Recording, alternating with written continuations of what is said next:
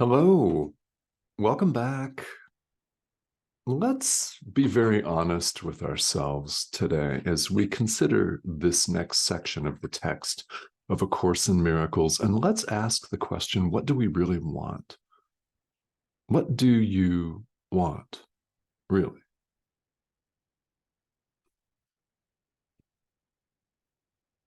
If you were to pose this question in a vacuum, what do you want, really? The answer may look very, very different depending on what you're fixated on at the time. You may want a nice breakfast, or you may want $1 million cash.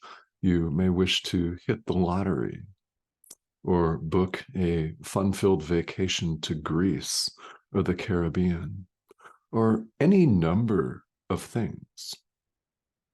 We're invited to consider what we really want, and do we really want peace of mind? Do we really want the peace of God? Because deep down, the answer to that is yes, we all do. If we did not, there would be no need for this video at all. There's a lot of other content out there anyway. There would be no need for this video. There would be no need for this course. There would be no point in spirituality at all if we didn't want deep down the peace of God. However, this want, this desire, lies buried under all of our excess activity here in the world. That is a polite way of putting it. All of our stuff. There's another word that starts with an S that's just as appropriate.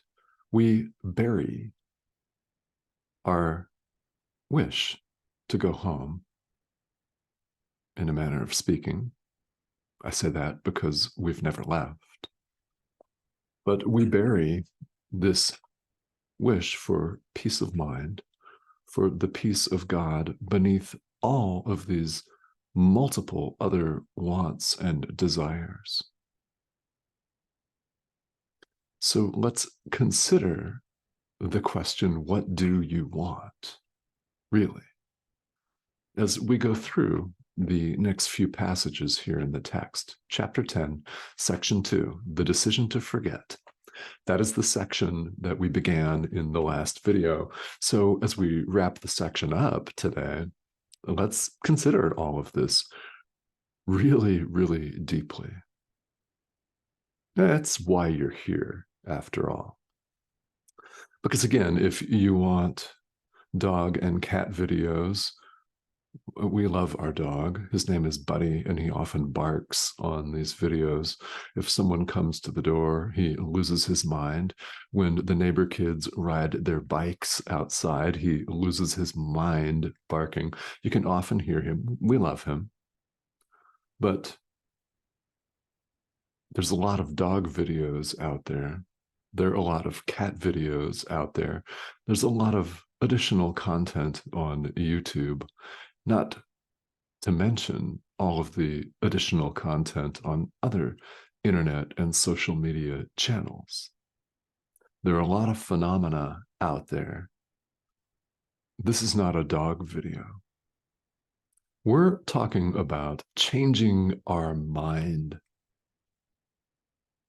Nothing less will do. So, having come this far on your walk, journey, path, marathon, sprint, whatever you call it, what we call spiritual practice, the path, having come this far, welcome.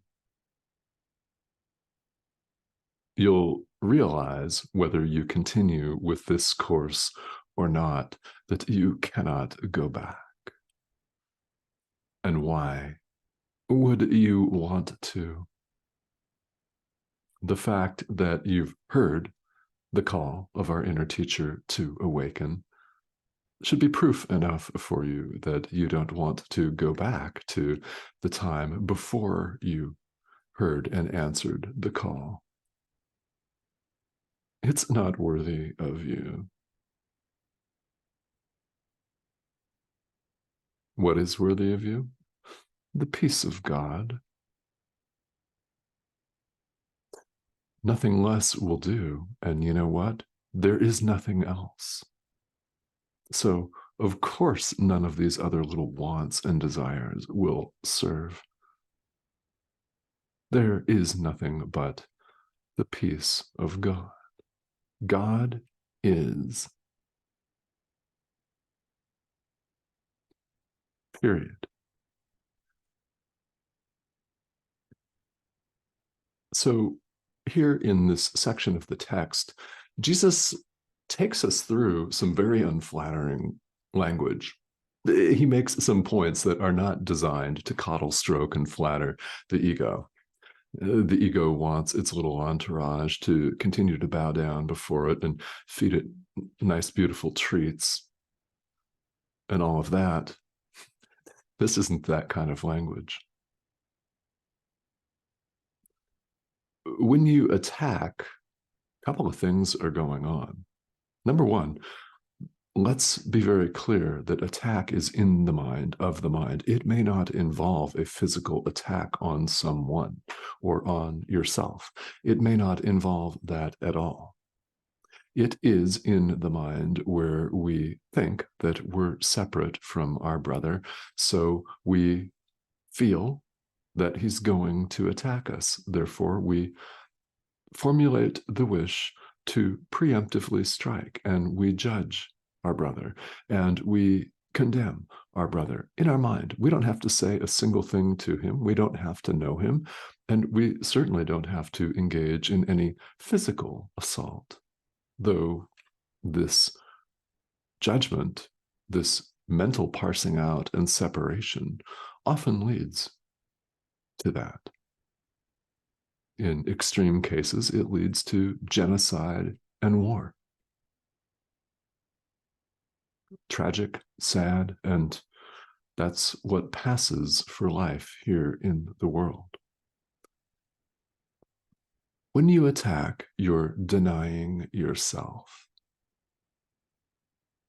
We don't often think of it this way, especially in the heat of the moment, do we? But when we attack, we are denying ourselves. What's going on here is we're teaching ourselves that we're not who we really are. We think we're someone and something other than who we really are. And when we lash out and judge and blame our brother, we're reinforcing that in our mind. The issue with this is that it is wrong. It is a mistake. We are not separate from our brother, and we're not these bodies. This that you see right here is not the Son of God. The Son of God is so much more than just a physical body. If you're new to A Course in Miracles and you stick around, which of course I invite you to do, you'll hear multiple times that you are not a body. There is a very good reason why lesson 199 in the workbook for students says, I am not a body, I am free. And lessons 201 through 220, 20 consecutive lessons contain a statement that is rhymed deliberately so that it sticks in our mind. I am not a body. I am free, for I am still as God created me. Rinse, repeat. That rhyme scheme is intentional, deliberately placed, and put there for us to get it. Repeat, rinse, repeat. You are not a physical body. You are free.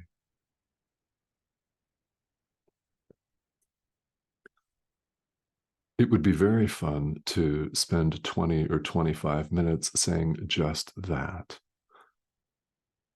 but I won't. I invite you to go through the workbook on your own when and as you feel called by your inner teacher to do so. The only stipulation on that is one lesson per day maximum, and start at lesson 1, or it won't make any sense. And even then.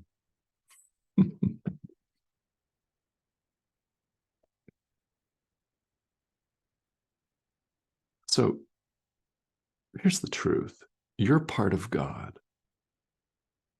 One with means one with. You're part of God. So when you really, truly, deeply allow this to permeate your mind, when you really begin to accept this and cogitate on it and let it fester, let it ferment and stew, let it do its thing in your mind, you'll begin to realize that, wait a minute, there's no one out there. There is no separate other.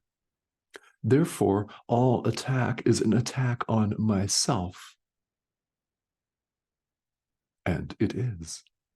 There is no separate other. When we attack, we're attacking whom? Ourselves. Now, when we extend love and forgive, we're forgiving whom? Ourselves. It's going on in our mind.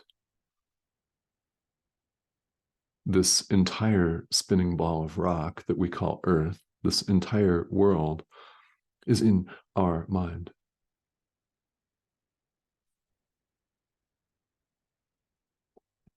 All of our experience here in this dream that we call the world is in our mind,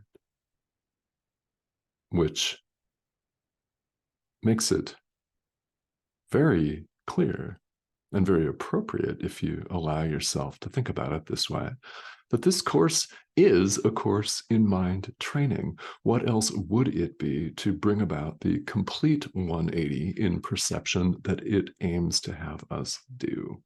To change our mind completely about who we are, who our brother is, change our mind about the world, about all phenomena that appear in our experience. A dream. That's why they call enlightenment awakening. How we wake up is moment to moment we choose to. We extend forgiveness. We extend the Holy Spirit. We share our inner teacher with the Son of God. Moment to moment to moment to moment. We choose again and again the strength of Christ. We choose love. We choose truth. The alternative is illusion. It's the ego. It's suffering. It's more of the same. It's doing the same thing over and over again and expecting awakening as a result. Insanity, Einstein's definition. How appropriate and how directly relevant to spiritual practice is that? Doing the same thing over and over again and expecting a different result. Yeah. Typifies what we call life here in the world.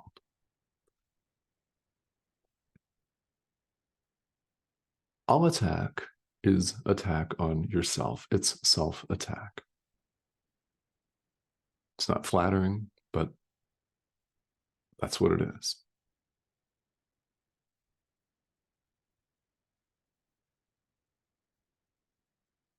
So when you realize, when you really truly allow yourself to realize the havoc that this wreaks on your peace of mind, this decision to forget who you are, and pretend you're something else instead, that decision that is constantly reinforced every time we attack, every time we blame, judge, lash out, every time we see ourselves as separate from anything else or anyone else, anytime we reinforce this, and we're saying to ourselves that we don't want the peace of God, that we don't want to wake up, that we don't want to recognize ourselves. We want something else instead of the peace of God. So, what is that? What is it? What do you want instead of the peace of God?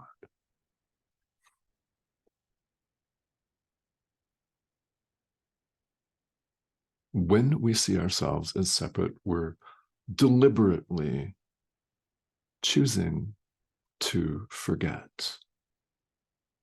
That's why the section is called The Decision to Forget.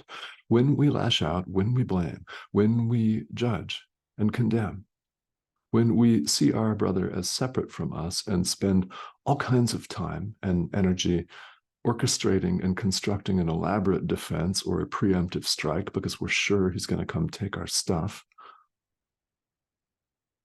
all of these thoughts that we engage in almost constantly here in the world when we think about it, it's a decision to forget who we really are.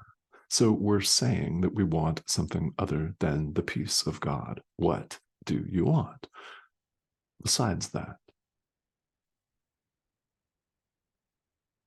It might be in the present moment that you want to get up and go to the bathroom. All right. Or it could be any number of other things, as we alluded to earlier here in the video. This is also an idea, a lesson in the workbook, by the way. I want the peace of God. We're invited to want that and nothing else. Because here is the power of your own mind. When you want to see something, you see it. When you want to see division and blame and stress, voila, you see stress, division, blame, hatred, fear, and preemptive strikes.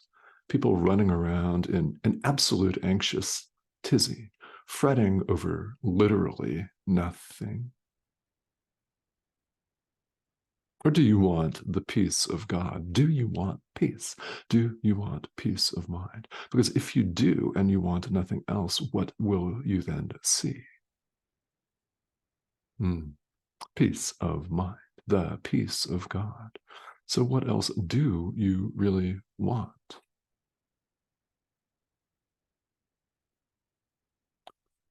This question may land in any number of different ways for you. It may land as a gut check kind of situation. It may land as what we call a come to Jesus moment here in the world. And Jesus says, yes, please do that because I'm right here. I dictated this course. That's what he's saying. So we're invited to have that moment. But this may land in any number of ways. It may come as a profound relief, or you may see it as deeply threatening. I don't know. I don't know how this is coming across for you. But what's going on is it is your inner teacher that's speaking to you. When something lands, that's your inner teacher. All of the resistance that you may be experiencing to this is of the ego. It's the ego that's frightened. It's the ego that experiences existential dread. Because if you allowed yourself to remember who you really are, there would be no existential dread at all. There would be no anxiety, no fear, only perfect oneness, love, God. Who, what, and where are you? I know that you know. We all know deep down. That's why we're here. Again, there's a lot of other content out there. So there are multiple reasons why I've been instructed to have this YouTube channel instead of a YouTube channel devoted to Buddy. There is a lot of other content out there. And here you are. So that's really the important consideration, isn't it? Your dedication and commitment to your spiritual practice is the absolute number one best offering you can make anyone, anywhere, anytime. There is no close second. There is no close third. Your dedication and commitment to spiritual practice is tremendous. It's huge. It means so much, not just to you, but to everyone else. Why? Because there is no one else. There is only perfect oneness. So naturally, what happens here in the world where there appear to be 8 billion of us, and you start listening to our inner teacher and acting accordingly, that has a huge, tremendous ripple effect.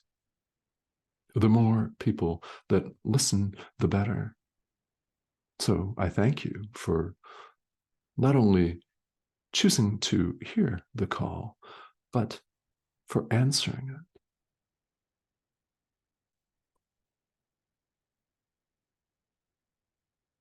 So we're invited here, as this section wraps up here in the text, to be vigilant for God and his kingdom. Because when we choose to forget, when we choose to see ourselves as an individual human being, a consumer, an economic unit, when we choose to see ourselves as little and defined and cut off and small, when we do that, we're really being vigilant against God and his kingdom because we're afraid to wake up.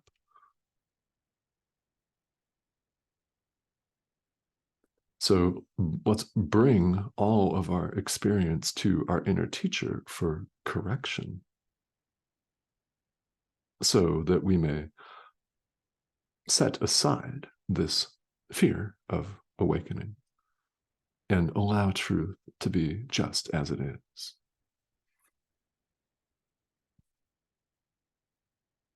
All right. Especially if you're just joining us. And if this course is new to you, it is, well, it's not like other traditions, is it? And here you are.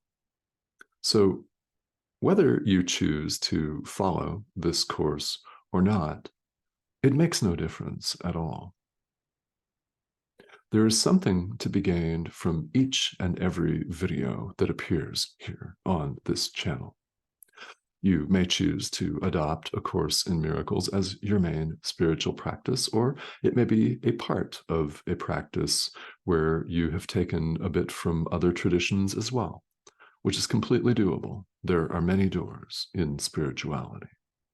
This is a self-study curriculum, which, of course, is bound to raise questions. So if you've got them, this is a forum for discussion. There are others, there are many, of course, but this is one of them. So if you have a question related to your study and practice of A Course in Miracles or spirituality in general, please feel welcome to leave it here. Comments as well, questions are always welcome, even if you would simply like to drop in and say hello. We'd love to hear from you. Okay. So we'd also love to have you subscribe and join us if you have not yet. Thank you to all of you who have done so recently. There have been a number of you here in recent days. The subscription button's this arrow in the corner of your screen. So I invite you to go ahead and click that and join us. And we'll see you again on the next video. There are several of these a week. There are 31 chapters of the text of A Course in Miracles, and we're on chapter 10. All right. So thank you for joining me. And especially thank you for your dedication and commitment to practice. See you soon.